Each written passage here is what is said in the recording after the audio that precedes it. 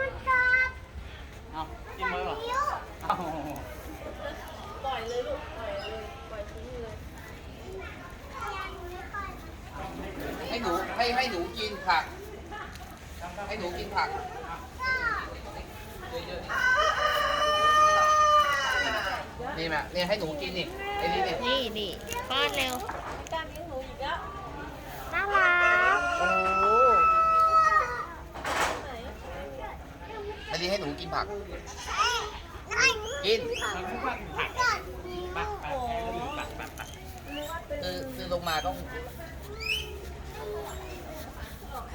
นึกว่าเป็นผัก เป็นผักก็เลยกินเลยเหรอ มันกัดกินหูไปอ่ะ โอ้